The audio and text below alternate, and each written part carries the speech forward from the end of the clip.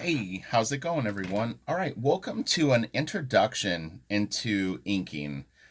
Um, how I came up with the idea for this video was I had mentioned that I've been getting back into guitar lessons, and I've been playing on and off my whole life, so I know music theory elements of it. And I thought, well, while I'm working, I could listen to like some music theory. So I have a music channel that I really like, and I was like, oh, let's see if he's got like a beginning music theory, and I'll just start there and kind of get into his whole approach to music theory. And what I found is his introduction and like beginner's guide to music theory was very, very complicated. And it kind of made me question some of the videos out there that I've done or that I've seen that talk about inking and what you need.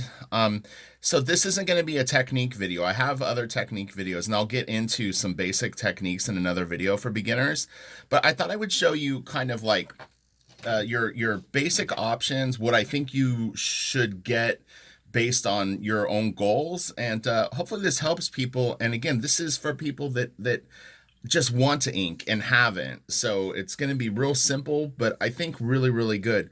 So first things first, I would say that like if you are drawing a little bit and you go, man, I'd really like to ink some of my drawings.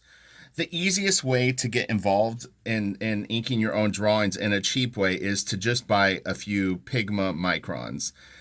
They're about $1. They're super affordable, and you could do characters and ink them with these pens. They're felt markers. They have very soft tips, and they vary in sizes.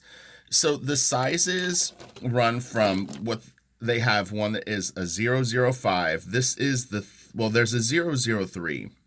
But the 005 is one of the thinnest pens they do. So this is great for if you needed to ink like little tiny eyelashes, little lines on a face, very, very small stuff. And then it goes to an 01, which is not a medium-sized pen, but bigger than that, and then up to a 08. And a 08 is their thickest pen. So you can get sets of these, maybe like 5 of the pens that will cover each of the sizes. And then when you try to ink over one of your pencil sketches, you can kind of play with the different sizes and see which you enjoy the most. And they do even sell a brush pen. The ink in these pens is pretty good.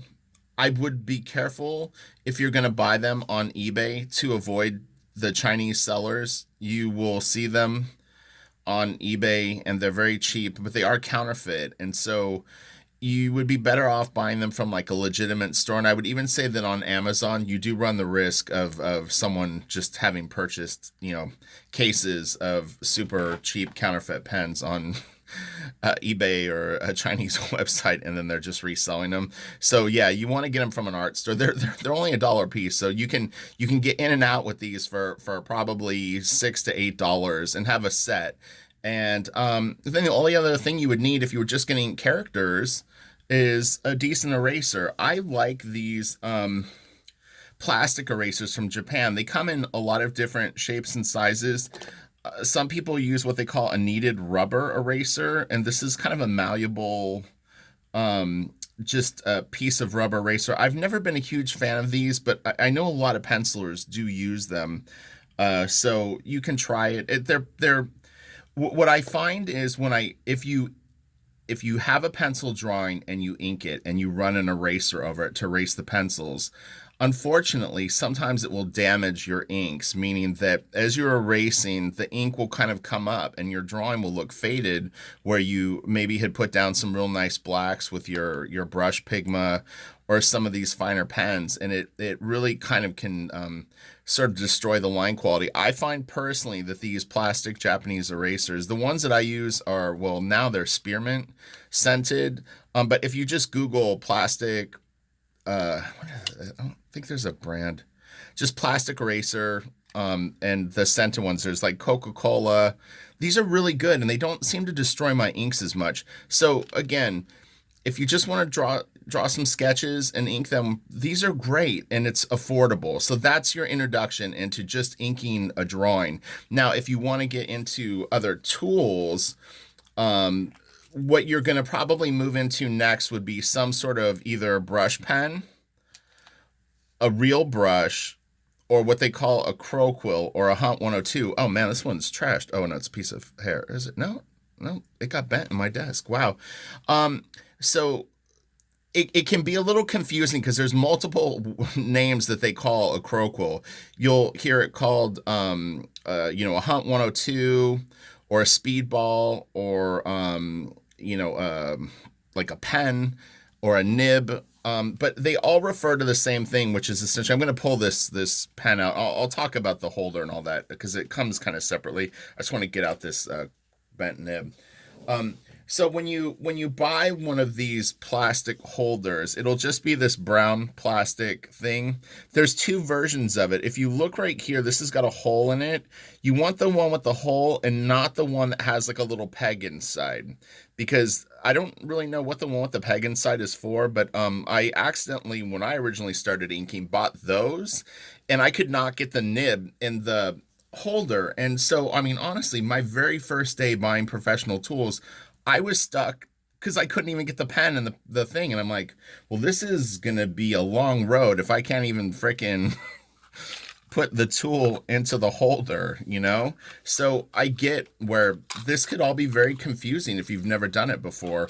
But anyway, so there's two ways that Speedball sells these 102 nibs, and this is a very popular nib, and it's you can really get a lot of mileage out of this. I'm not going to get confusing with a lot of different tools.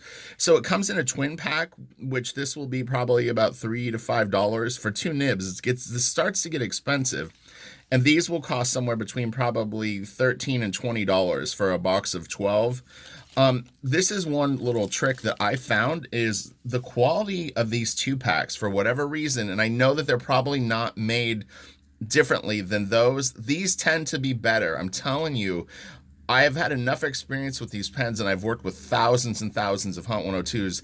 The ones in these two packs are better quality, and I have no idea why that is, but I rarely will get a bad one out of these. And sometimes you can get a quote unquote bad pen nib that is cut a little dull or a little too sharp, and at an early stage of inking, you're not really going to be able to probably differentiate it very easily.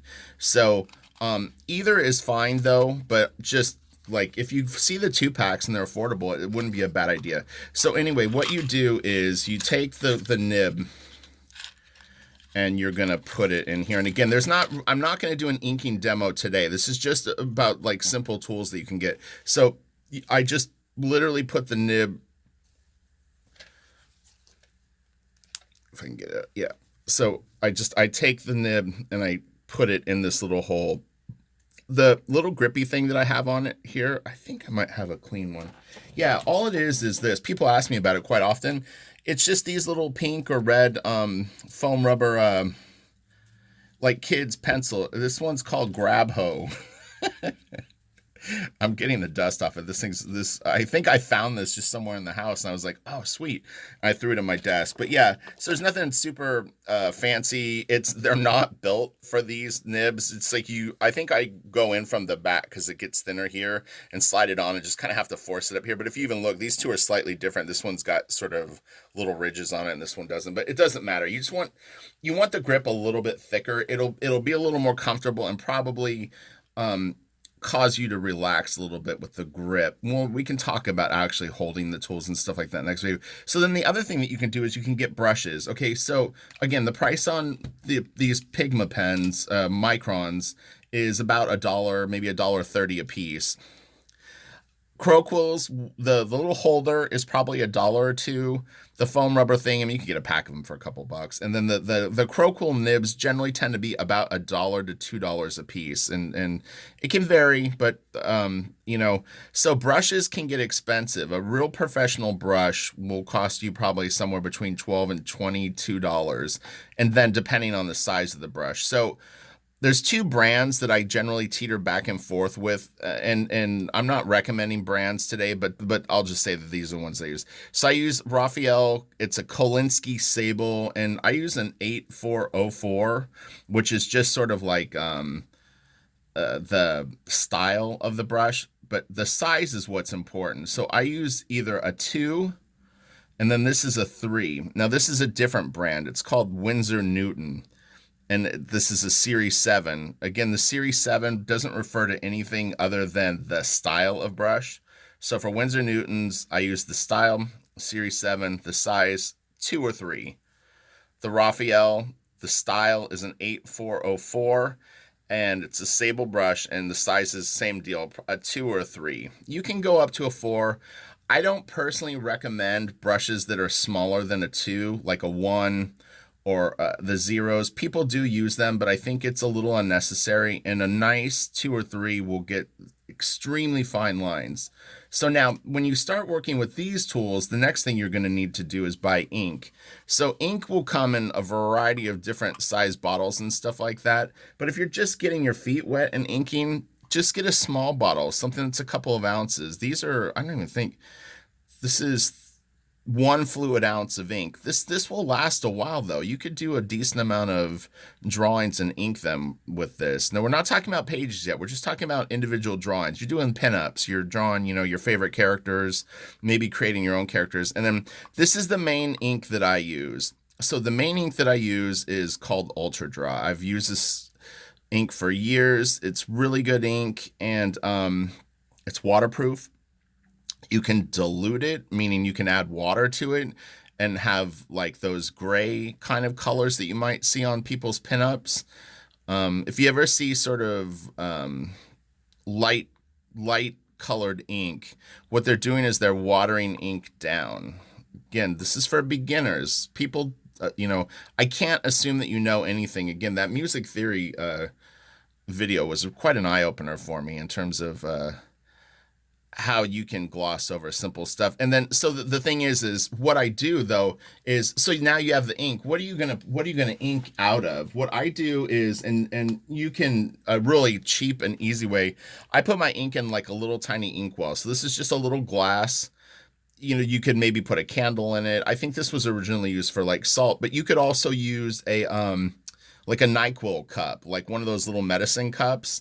It's about the same size. This is a little bigger, but and I pour my ink inside of it. So what I do then is I tape this to my desk so I don't accidentally knock it over, and I'll dip my brushes or pens into that throughout the day.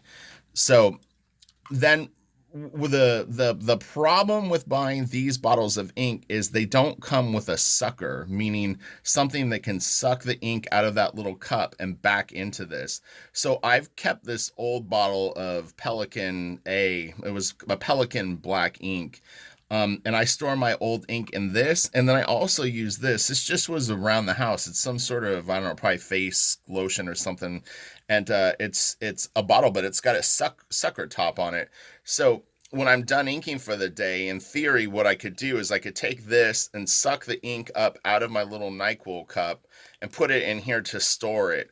So if you do pick up these, you're going to need something, and this is like something that you might not consider if you've never inked before, but you're going to need something to store it in, and something that can suck it out, because you don't want to spill ink. It's the worst because it's wet and it's jet black, and it's not, you can't wipe it up like water or punch. I mean, it's like if you're scrubbing it, it's going to just scrub into things. Okay, so now you've got some ideas, and then there's also things like this. These are like nylon bristled brush pens, and they come in a lot of different styles. You can get Pentel ones that are a little bit more disposable. Some are refillable. This one, if you pull it apart, actually has cartridges. Whoa, as I drop it on the ground, hold on. But yeah, there's a few different versions of these types of pens. These get very expensive though, but the Pentel ones are pretty affordable. So this has little cartridges that I can put inside of it that have ink, and I'm not crazy about the ink that comes in the cartridges. So what I do is there's another adapter that you can put inside of this that actually will suck up any ink that you want, and then you put it in. And when you want fresh ink, you just kind of twist the pen, and it'll sort of force like a little bit of juicy ink up into the brush area. But the Pentel brush pens are actually really cool. If you look on,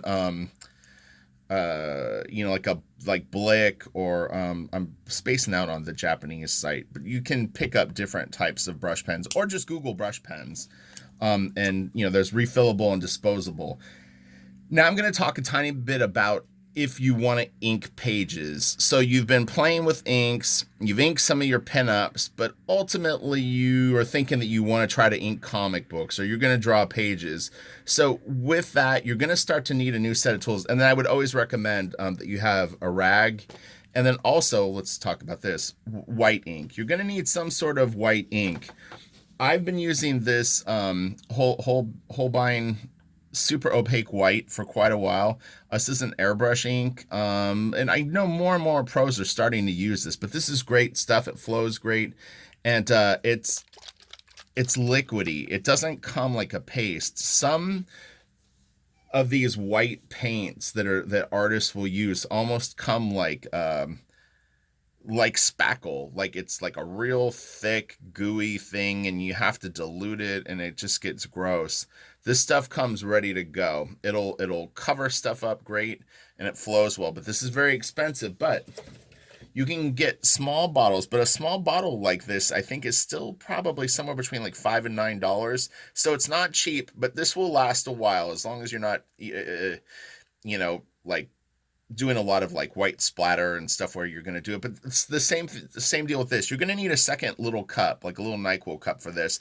And what I do is I pour it out into the cup. It actually comes with like a ball bearing inside too. But I'll pour it into a little cup and I work out of that. I make sure not to contaminate this. You do not want to stick one. What's funny is this one brush is super beat up. This is a white brush that I use, meaning I use this for white effects.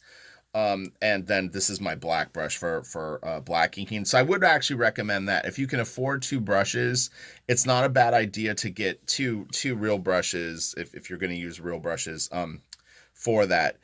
If not, and you're going to go with the Pentel pen route, then I would recommend getting one brush for your white because you clearly can't dip this into white ink because this is a black pen that's only built for black ink. So anyway, but yeah, so I'll pour my white ink into one of those little NyQuil cups and that's what I'll work out of with my white. And then when I'm done, I put it back in. And again, I'm very, very careful not to contaminate the white ink. And one interesting thing about this white ink is it flows so well that you can actually use your Croquil in it. So whereas normally you would dip this Croquil in black ink and you can draw with it kind of like a micron and kind of like a brush. It's somewhere in between. This ink is liquidy enough that you can actually dip your Croquil in it and draw with it pretty easily. So again, but you're going to want to use a fairly clean Croquil and not get your white ink looking like a light gray. So now let's get to if you're going to try to ink comic book pages. So if you're going to ink comic book pages, you're going to need some other tools. I'm going to move this stuff out of the way for a second and I'll show you my recommendation for a basic set. So you're going to need some sort of straight edge. This was an old ruler that was just happened to be laying around the house and it's a metal ruler and I've used this thing my whole career for panel borders, and I taped pennies. There used to be, those guns that shoot plastic discs. I used to have plastic discs taped to it, but I think these are pennies, but I lifted it up because it doesn't have an inking edge. Now, what an inking edge is, if you get a triangle that's made for drafting, there's a couple of kinds that you can get. You want to make sure that you get what they call an inking edge on it. And what the inking edge is it's a beveled edge that lifts this up off of the paper just enough where if you take a pen and you draw a line, the ink doesn't gather underneath it and smear easily. Even still with this, when you draw lines, you don't want to have it still pushed down and slide it over your wet ink because it can smear. But anyway, so you're going to definitely need a straight edge and it's going to need to be elevated. So even though this has an inking edge on it, I took a it's a thick card, but it's a thin object, and taped it to it just to give it a little more elevation to avoid smearing. And then this is just a regular metal ruler with pennies taped to it. And you may want to get one roll of artist tape at some point. It will definitely come in handy, and even for little things like this. So the next thing that you're going to want if you're going to be inking pages is probably a circle template. Of all the templates that I would recommend, I would say that this is probably the most handy and necessary because circles happen. It's just the way it is. In comic books, you will definitely need to do circles. So this is a great size one, and the company is called Picot, and it's the Circle Master number 1204I. And it has from 3 inches all the way down to a little tiny, I can't even read it. I think it all rubbed off actually. Yeah, it's super faded down there. But anyway, it's 3 inches down to like these little tiny circles. But this will come in super handy. If you've got characters with gear and tech, you're going to want this. So what do you need so far if you're going to ink pages? Straight edge, this, and I would just, like I said, you're going to need a rag. Now, the next one I would recommend is an ellipse one. And what an ellipse is these are unusual shaped circles, basically. And again, if you have someone with a lot of gear on them, there's a good chance that it will be at an angle that the circle will have sort of changed the shape into an ellipse, meaning sort of a squashed circle. So this is a really handy one. And this is the Picot. Well, they printed it backwards. Am I tripping? Oh, here it is. So this is the Picot Ellipse Master inking template. And there's many different sizes of this, but the product number is number 1269I. And this has 60-degree ellipses down to 15 degrees in about 15-degree increments. Don't worry, you don't need to know the math. If you would have asked me what degrees the ellipses were on this, I would have no idea. But it's like, this is a handy size. This is a handy size. They're good. And then the other one that's actually kind of cool, if you have a little bit of mad money, and these templates will be kind of expensive, not super expensive, but you're probably looking at somewhere between $5 and maybe $10 for one of these. So they're not cheap, but over time, if you can accumulate them, it's not a bad idea. And then this is a really handy one too. This is little tiny ellipses. You figure most of the characters that we draw are going to be smaller drawings. And again, if they've got gear on them, they're usually these kind of shapes. So it just comes in really handy. And this is the Picot. I keep looking at the wrong way. Okay, this is the Picot Small Ellipse number 1263I, it looks like. And this is from a full circle down to a 10-degree ellipse, and it goes in 5-degree increments. So this is a great template. I love this template. And then the last thing I would recommend, and we'll wrap this video up, is a French curve set. And again, you want to get what I refer to as the inking edges. Don't just buy a French curve set that doesn't clearly state that they're inking edges. The brand of these is Staedtler, and they almost always come in a 3-pack. So you're going to get this kind of bigger one, quote unquote medium size one, and the little one. This is the one that I use 95% of the time. This is the other one that I use the most, which is the medium size one. And the little one, I honestly almost never use, but you could. It depends on what you're doing. And I've got real good control. I think any ellipse that's this size, I could probably freehand. But again, we'll get into that stuff later. So this is Staedtler. Let me see if I can read a product number or something on it. So Staedtler Mars 57140C, but that might just be the size for the medium one. But again, look for a 3-pack and the inking edges. So I hope that one demystifies sort of the basic tools that you might need.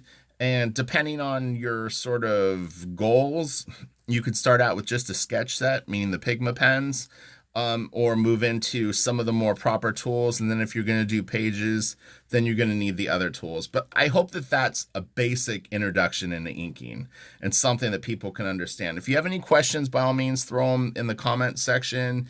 And then check out my Patreon for close to 300 other videos. If you like my YouTube channel, you'll probably like that a lot. Yeah, good luck with it. And don't ever be afraid to experiment. Some of the stuff can get kind of expensive, but just buy the small, take it in bite sizes and you'll slowly accumulate the stuff. And then just take good care of your tools and they'll take good care of you. All right, I'll talk to you later. Bye.